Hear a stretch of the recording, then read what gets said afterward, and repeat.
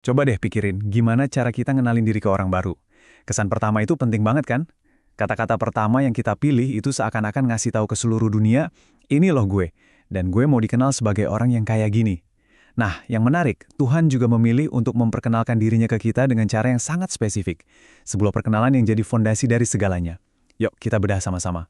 Bayangin deh, ada satu kalimat yang ditulis langsung oleh Tuhan, bahkan sebelum alam semesta ini ada.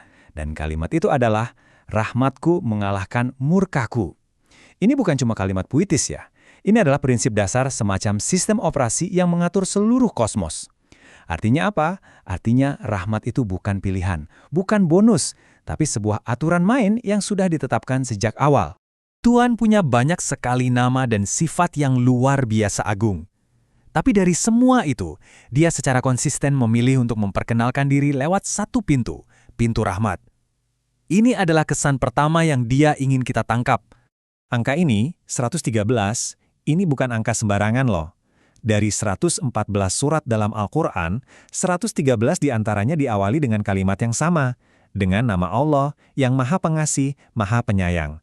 Ini bukan kebetulan, ini seperti penekanan yang disengaja, kayak headline utama dari Tuhan untuk kita semua. Nah, dari semua namanya, cuma satu nama yang secara spesifik Allah pasangkan dengan singgasananya, yaitu Ar-Rahman. Ar-Rahman di atas arsy bersemayam. Artinya apa sih? Seolah-olah Tuhan mau bilang, aturan main utama untuk semua yang ada di bawah singgasanaku, yang notabene adalah atap seluruh ciptaan, adalah rahmat. Jadi bahkan ketika sifat-sifatnya yang lain, seperti kekuatan atau keadilan bekerja, semuanya itu tetap berada di dalam bingkai rahmatnya yang tak terbatas. Oke, jadi rahmat itu adalah hukum alam semesta. Tapi gimana cara kita merasakannya? Nah, sekarang kita pindah dari konsep yang super besar tadi ke sesuatu yang lebih nyata. Gimana rahmat itu diprogram ke dalam kehidupan kita sehari-hari? Coba kita lihat, perjalanan kita masuk ke dunia ini. Semuanya diawali dan dibungkus dengan rahmat. Sejak pertama kali jiwa kita masuk ke raga, kata-kata pertama yang kita dengar dari Tuhan adalah doa rahmat untuk kita. Terus, kita ditempatkan di dalam rahim, yang dalam bahasa Arab berasal dari akar kata yang sama dengan rahmat, yaitu rohmah, sebuah tempat perlindungan yang sempurna. Dari ruh sampai kita lahir ke dunia, semuanya itu dibingkai oleh rahmat. Nah, ini bagian yang menurut saya luar biasa banget. Allah itu menciptakan 100 bagian rahmat, tapi yang dia turunkan ke bumi ini cuma satu bagian aja. Jadi semua bentuk kasih sayang dan kebaikan yang pernah kita lihat atau rasakan, cinta seorang ibu, pengampunan teman, kebaikan orang asing, itu semua cuma berasal dari 1% itu. Kebayang nggak sih betapa dahsyatnya 99% sisanya yang dia simpan khusus untuk kita nanti? Dan 1% ini efeknya terasa di seluruh alam. Dari seekor ikan di dasar laut yang saling membersihkan, burung di angkasa yang saling ngasih peringatan bahaya, sampai ke pelukan hangat seorang ibu atau maaf tulus dari seorang sahabat. Itu semua cuma setetes dari lautan rahmat Allah yang maha luas. Ada satu kisah terkenal, saat Nabi melihat seorang ibu yang panik berlari di tengah medan perang, mencari bayinya. Begitu ketemu, dia langsung memeluk anaknya erat-erat, seakan tak mau lepas. Nabi lalu menunjuk ke arah ibu itu dan bilang kepada sahabat, Allah itu jauh lebih sayang kepada kalian daripada ibu itu kepada anaknya. Kenapa? Karena Allah lah yang menaruh rasa sayang di hati ibu itu. Cinta si ibu itu hanyalah percikan super kecil dari rahmatnya.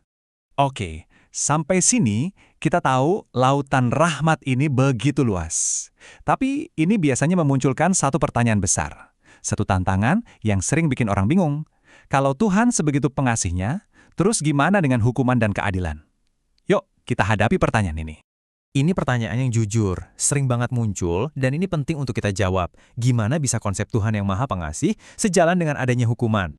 Nah, poin kuncinya di sini. Rahmat yang sempurna itu justru menuntut adanya keadilan. Coba bayangkan penderitaan orang-orang yang dizalimi. Apakah adil dan berbelas kasih kalau orang yang menindas mereka diperlakukan sama persis? Tentu enggak kan? Jadi keadilan itu bukan lawannya rahmat. Keadilan itu adalah wujud rahmat bagi mereka yang tertindas untuk memastikan kejahatan tidak dibiarkan tanpa konsekuensi. Jadi mungkin pertanyaannya harus kita balik. Bukan kok bisa Tuhan yang Maha Pengasih menghukum, tapi lebih ke kok bisa ada orang yang memilih neraka padahal Tuhannya Maha Pengasih. Ini menggeser fokusnya ke pilihan manusia. Seberapa jauh seseorang harus menolak dan mengingkari lautan rahmat ini sampai akhirnya dia pantas mendapatkan hukuman. Nah, untuk lebih dalam lagi, kita perlu kenalan sama 3 nama Tuhan yang berbeda tapi saling berhubungan, yang semuanya berpusat pada rahmat. Oke, mari kita lihat tabel ini. Pertama, Ar-Rahman. Ini adalah rahmat yang umum, yang mencakup semua makhluk di dunia ini, tanpa kecuali. Lalu yang kedua, Ar-Rahim. Nah, ini rahmat yang spesial, khusus untuk orang-orang beriman, terutama nanti di akhirat, di mana 99% rahmat itu menunggu.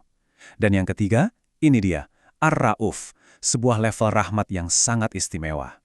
Ar-Rauf itu adalah rahmat yang sifatnya proaktif dan protektif. Ini adalah kasih sayang Allah yang bekerja di balik layar, melindungi kita dari bahaya yang bahkan kita nggak sadari. Mungkin rahmat ini yang membisikkan keraguan di hati kita biar nggak jadi ngambil keputusan yang buruk, atau yang mengatur keadaan biar kita selamat dari musibah. Ini level rahmat yang paling lembut, paling personal, yang lahir dari kepedulian khusus Allah. Terus gimana caranya kita bisa nyambung sama lautan rahmat ini? Ada 3 langkah praktis. Pertama, cerminkan. Jadilah orang yang penuh rahmat, karena orang yang pengasih akan dikasihi oleh yang maha pengasih. Kedua, wujudkan. Usahakan sifat-sifat itu ada di karakter kita. Dan ketiga, yang paling penting, jangan pernah berhenti minta.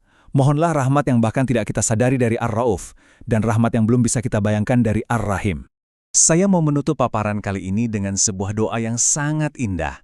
Doa ini adalah permohonan yang langsung mengarah ke sifat inti Tuhan. Seseorang pernah berdoa, "Ya Allah, Engkau bilang rahmat-Mu meliputi segala sesuatu, dan aku ini adalah sesuatu, maka rahmatilah aku." Ini pengingat terakhir buat kita semua bahwa dimanapun posisi kita, rahmatnya itu bukan sekedar suasana hatinya, tapi sifatnya yang permanen. Dan karena kita adalah sesuatu, maka rahmatnya yang meliputi segalanya itu tidak akan pernah di luar jangkauan kita.